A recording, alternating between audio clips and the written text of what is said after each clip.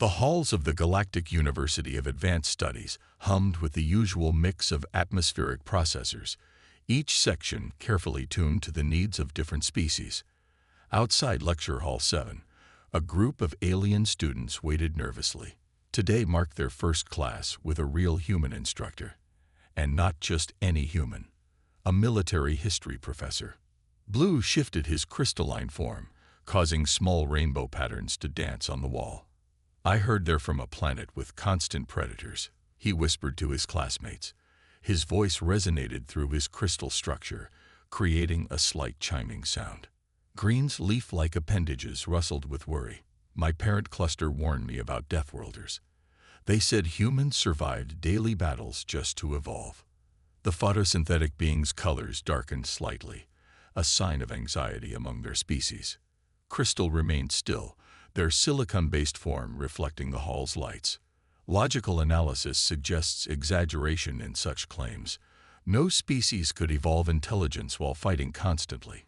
Despite their words, Crystal's external temperature had dropped 2 degrees, their species' equivalent of nervous sweating. The door slid open with a soft hiss, and Professor Gray stepped out. The human looked surprisingly ordinary, wearing the standard faculty environment suit that protected both him from the various alien atmospheres and the students from Earth-based bacteria. He was neither particularly tall nor physically imposing, but something about his presence made the alien students step back instinctively. "Good morning, class," he said, his words automatically translated by the university's systems into each student's native language. "Please come in. I've adjusted the atmospheric settings for everyone's comfort." The students filed in, each taking seats in their designated environmental zones.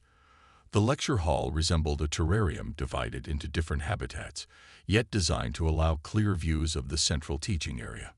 Some students floated in special gravity fields, while others sat in traditional seats or rested in pools of their preferred liquids. Professor Gray walked to the center of the room and activated the holographic display. His image appeared in each section, perfectly translated and adjusted for each species' visual spectrum. "Welcome to Comparative Combat Evolution," he began, his voice calm and professional. "I'm Professor Gray, and yes, before anyone asks, I am indeed from Earth, what many of you know as a Class 5 Deathworld." A ripple of nervous movement passed through the class. A Class 5 designation meant a planet so dangerous that most galactic species would die within hours of landing, even with protective gear. "I see some of you are uncomfortable," Gray noted, smiling slightly. "Good. That discomfort you're feeling. It's one of the most important survival traits in the galaxy. On Earth, we call it instinct." Blue raised an appendage, his crystalline structure vibrating with curiosity.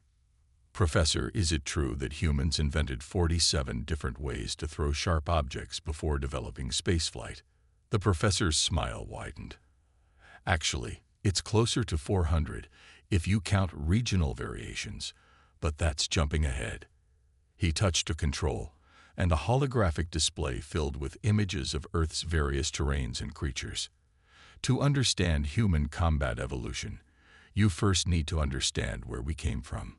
The images shifted to show Earth's predators: lions stalking prey, eagles swooping down on fish, wolves hunting in packs. Several students emanated distress signals, their natural warning colors flashing. "Everything on Earth," Gray continued, "either evolved to be a predator, prey, or both. Humans, we became something unique. We learned to be whatever we needed to be to survive." Crystal's logical processes whirred audibly. "But Professor, our historical records show that most species cease military development once they achieve post-scarcity societies. Why did humans continue?" Professor Gray's expression turned serious. "An excellent question. And the answer," he paused, looking around the room, "will challenge everything you think you know about combat evolution.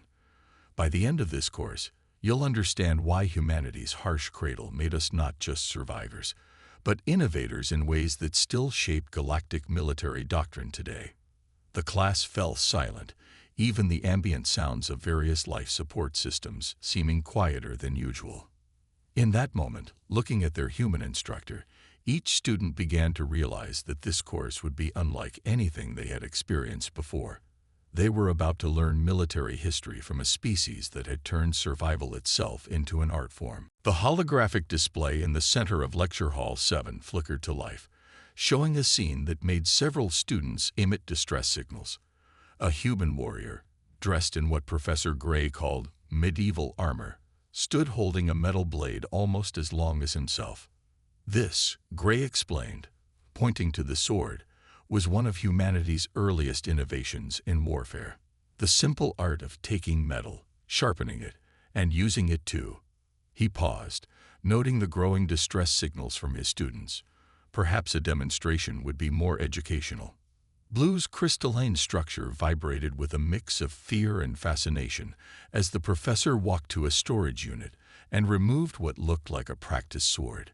It wasn't sharp, but its mere presence made the atmospheric processors work harder to compensate for the students' stress reactions. "Notice the balance," Gray said, moving the sword in a slow arc.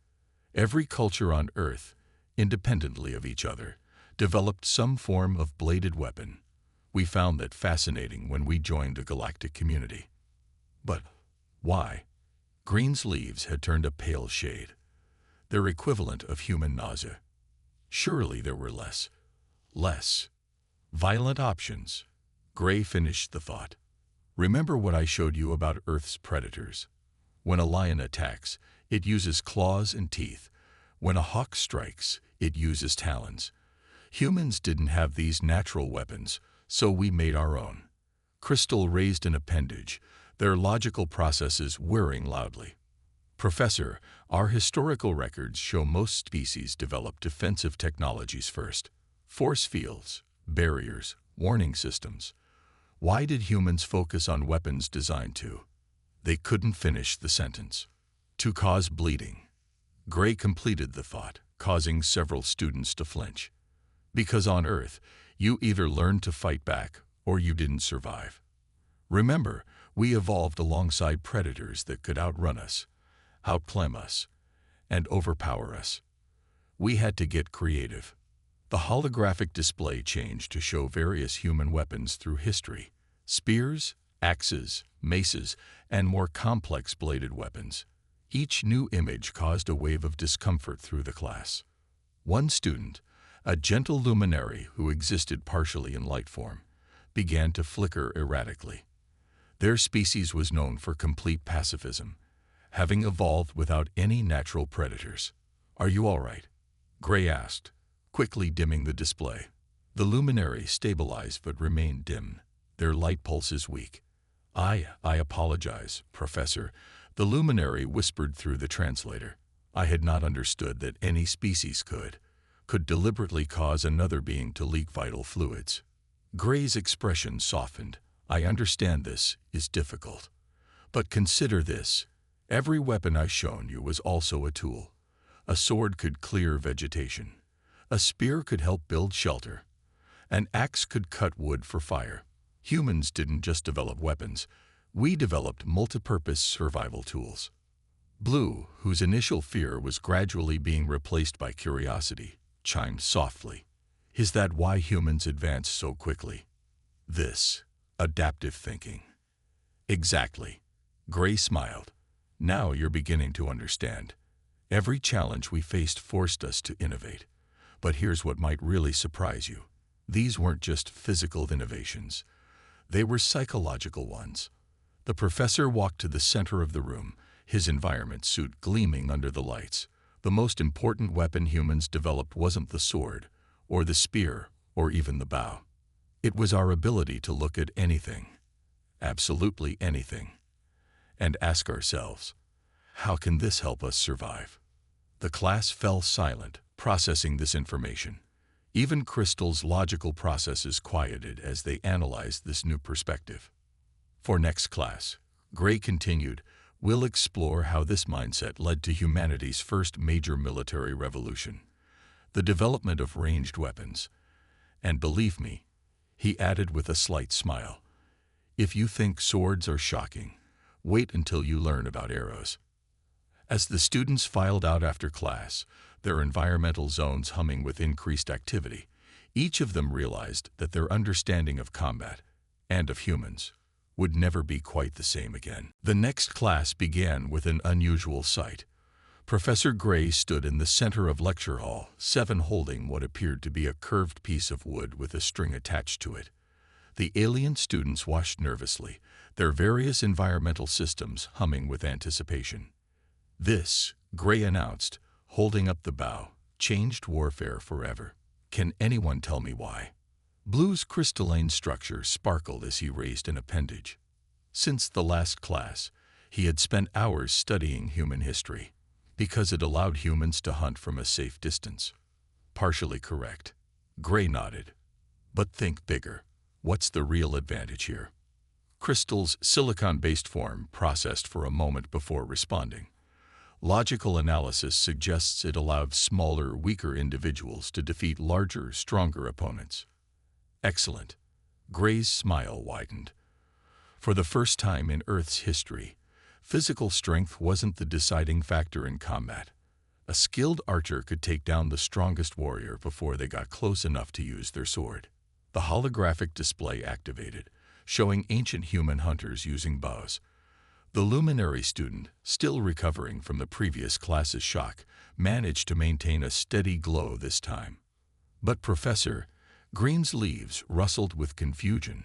Our species developed tools to avoid conflict. We created barriers, warning systems, ways to separate ourselves from threats. Why did humans keep finding new ways to hurt each other? Gray placed the bow carefully on his desk. An excellent question. Imagine you're a human living in ancient times. You've built walls around your settlement.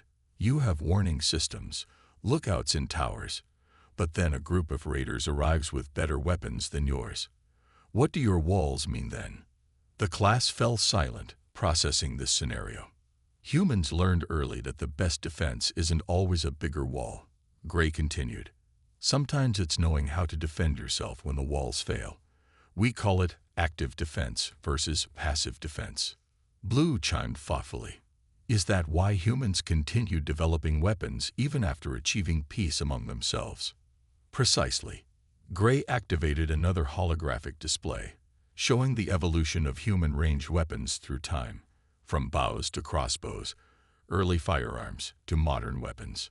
Each innovation came from that same basic instinct: survive, adapt, overcome. Crystal's logical processes whirred loudly. But Professor, our historical records show that most species abandon warfare technology once they achieve global unity. Why did humans continue? Because we learned something crucial from our history, Gray replied, his voice growing serious. Peace isn't just about being peaceful yourself. It's about being prepared to defend that peace. The professor walked through the holographic display, his environment suit casting strange shadows. Look at the patterns in human weapon development. Each new technology wasn't just about causing harm. It was about precision, control, and minimizing collateral damage. We learned to target threats more accurately, to disable rather than destroy when possible. Green's leaves perked up slightly. So humans became less violent over time. In a way, Gray nodded. We didn't become less capable of violence. We became better at controlling it. That's a crucial distinction that many species miss about humans. The display changed to show modern human peacekeeping forces. Today, humanity's combat capability isn't about conquest. It's about protection. We maintain these skills not because we want to use them, but because we understand that peace sometimes needs guardians. Blue's crystalline structure vibrated with excitement. That's why humans are such valuable allies in the Galactic Defense Force. Correct again, Gray smiled. Our history taught us something that many species never had to learn: the difference between being peaceful and being defenseless. As the class ended, the students filed out with much to think about. Even the luminary students' glow had strengthened, their fear gradually being replaced by understanding. They were beginning to see that human combat evolution wasn't just a history of violence.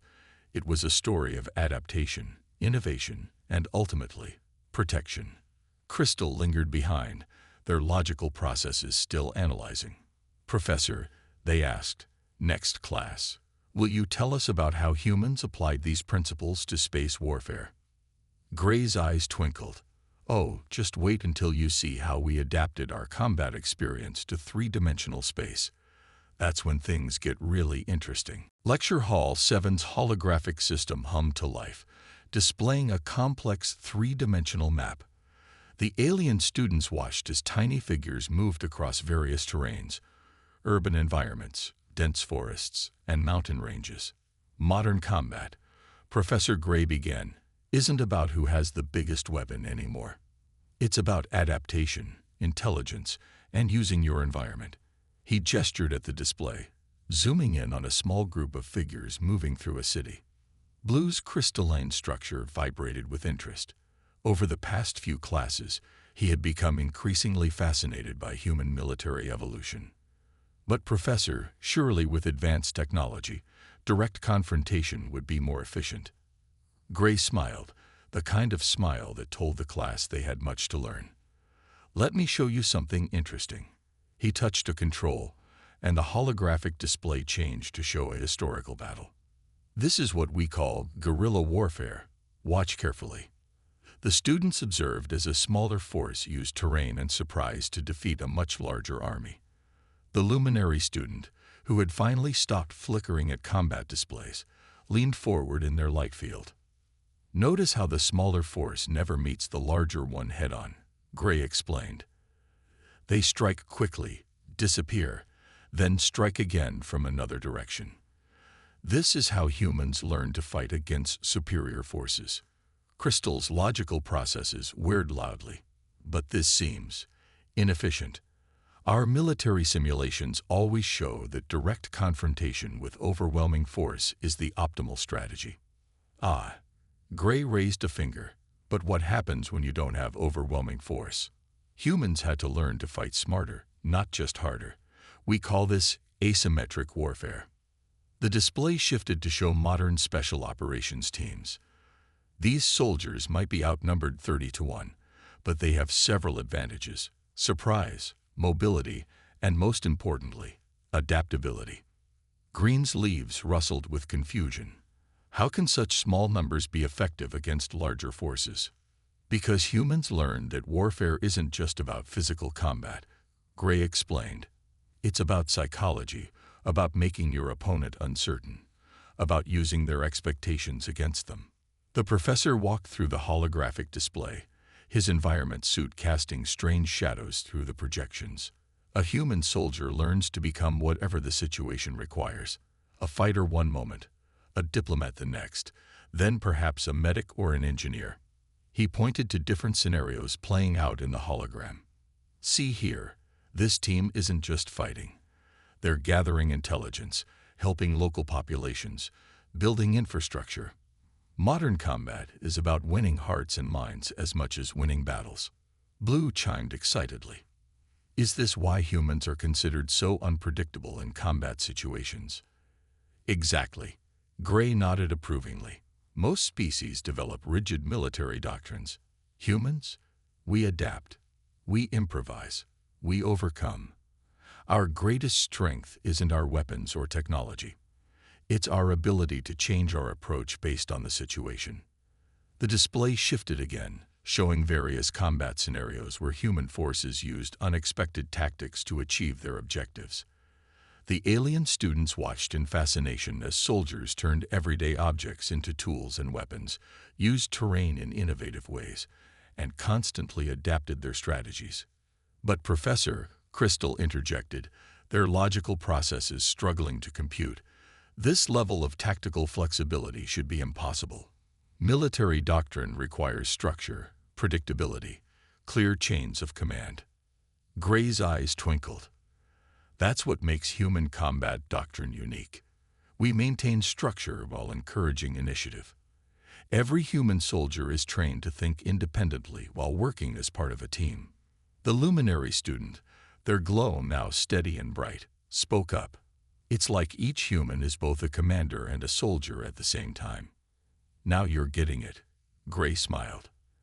And this adaptability, this blend of individual initiative and teamwork, became even more important when humans reached the stars. As the class ended, the students lingered, watching the holographic displays with new understanding. They were beginning to see that human combat doctrine wasn't just about fighting. It was about adapting, thinking, and surviving against any odds. Crystal remained behind again, their silicon-based form reflecting the fading holograms. Professor, these principles of adaptation and unpredictability, did they influence how humans approached space combat? Oh, Gray grinned. Just wait until next class.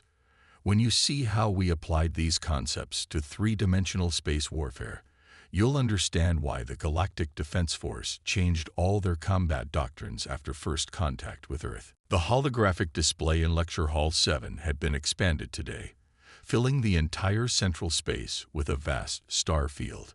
Professor Gray stood in the middle of what appeared to be a massive space battle, ships moving in precise formations around him. This, he gestured to the orderly fleet movements, was standard galactic space combat doctrine before humanity joined the galactic community. Notice anything interesting about it? Blue's crystalline structure sparkled as he studied the formations. The ships are arranged in clear geometric patterns, maintaining consistent distances. Exactly, Gray nodded. Now, watch what happened when humans introduced our combat doctrine to space warfare. He tapped a control, and new ships appeared in the simulation. Human vessels moving in ways that seemed to defy conventional tactics. The alien students watched in fascination as the human ships broke formation, used asteroid fields as cover, and executed maneuvers that seemed chaotic at first glance. Professor, Crystal's logical processes whirred in confusion. These movements appear highly inefficient. Our fleet simulations show that maintaining formation maximizes defensive capabilities. Gray smiled. Remember what we learned about guerrilla warfare.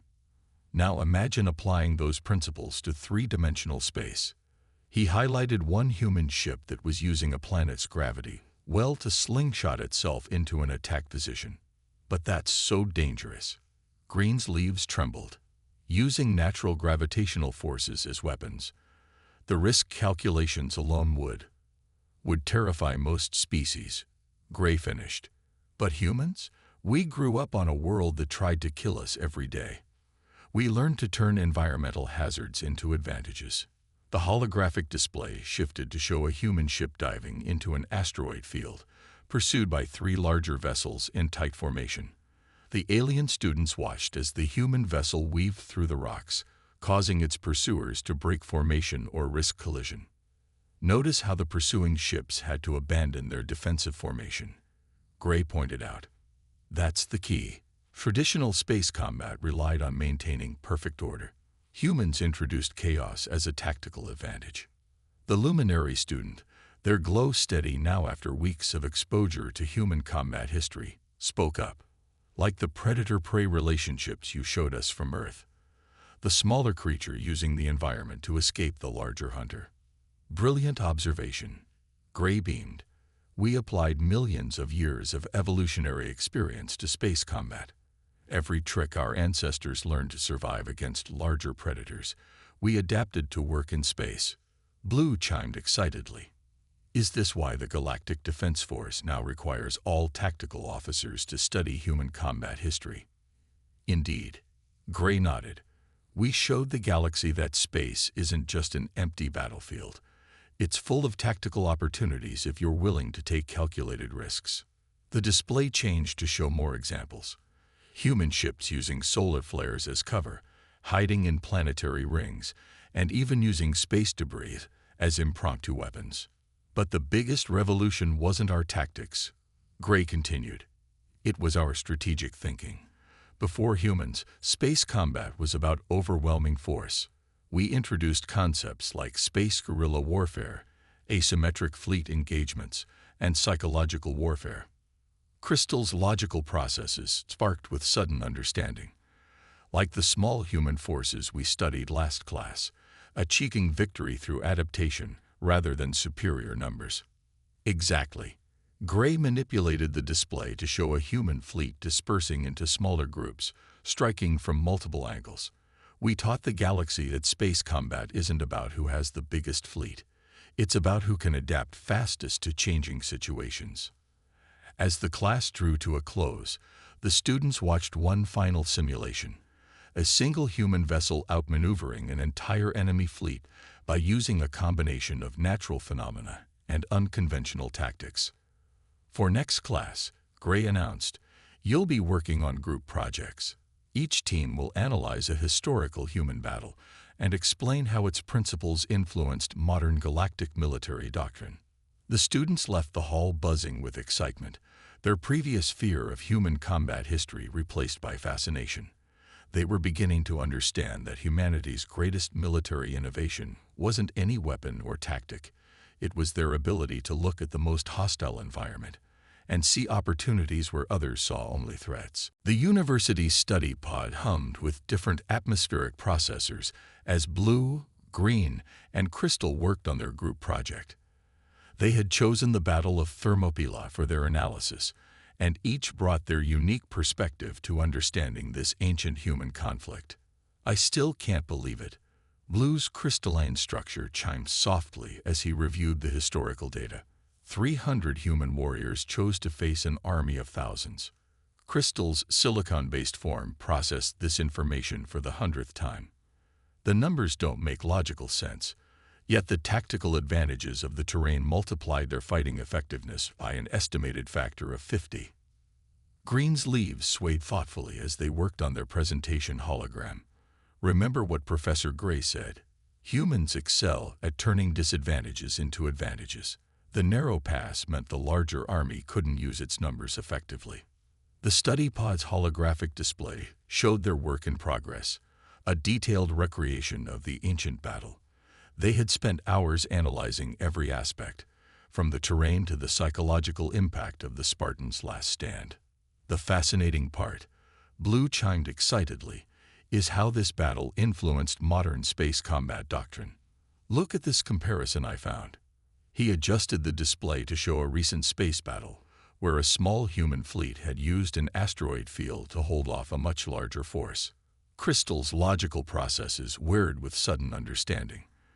The principle is identical, using restrictive terrain to neutralize an enemy's numerical advantage. The humans merely adapted the concept from a mountain pass to three-dimensional space. But there's more, Green added, their color brightening with enthusiasm. The psychological impact. The Spartans knew they would die, yet they fought anyway. This demonstration of resolve had effects far beyond the battle itself. The three students worked late into the night cycle, piecing together their analysis. They discovered patterns that connected this ancient battle to modern military doctrine in surprising ways. Blue manipulated the hologram to show a side-by-side comparison. See how modern human space tactics still reflect these ancient principles. Using terrain as a force multiplier, maintaining discipline under pressure, psychological warfare. And the most important element, Crystal added, their processes humming with insight. The willingness to sacrifice everything to protect others. The Spartans didn't fight for glory. They fought to buy time for their people to prepare. Green's leaves rustled in agreement. That's why the Galactic Defense Force values human allies so highly. They understand that sometimes victory isn't about surviving. It's about ensuring others survive. The next day, they presented their findings to the class. The holographic display filled Lecture Hall 7 with scenes from both Thermopylae and its modern space combat equivalents. Professor Gray watched with growing approval as his students demonstrated their understanding. The Battle of Thermopylae. Blue began, his crystalline form gleaming with confidence, wasn't just a desperate last stand. It was a perfect example of how humans turn apparent suicide missions into strategic victories. Crystal continued, their logical presentation complementing Blue's enthusiasm. By choosing the battlefield carefully, the defenders multiply their effective combat power. This principle remains fundamental to modern space combat doctrine.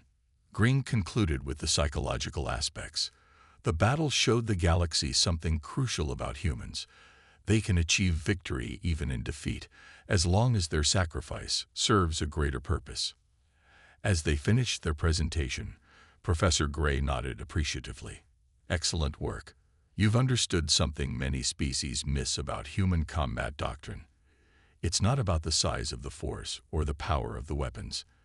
It's about adaptation, determination, and the willingness to do whatever it takes to protect what matters.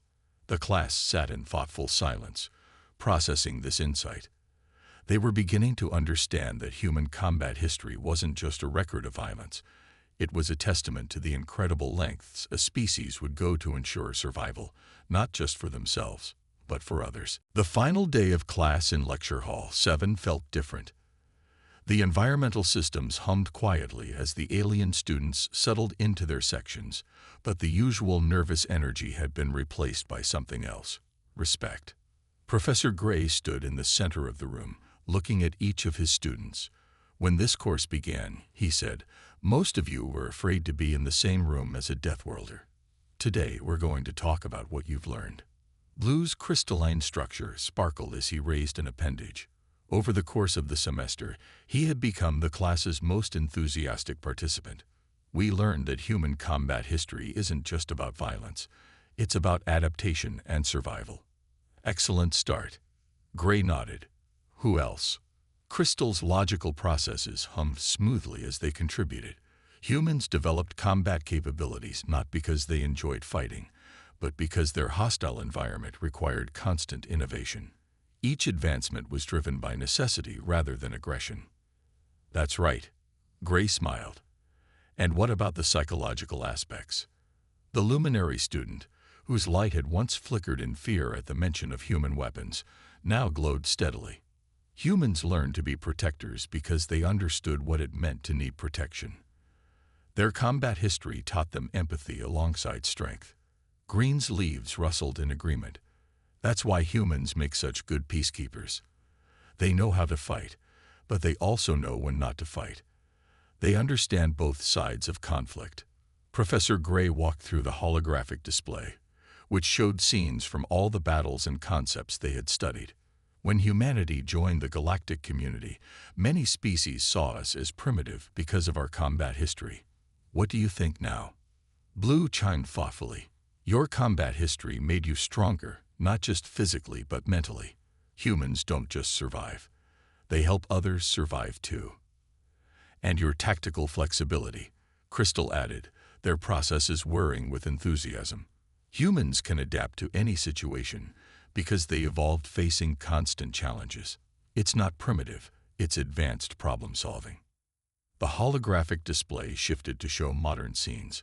Human peacekeepers helping evacuate civilians from danger zones, human ships protecting alien vessels from pirates, human soldiers teaching other species how to defend themselves.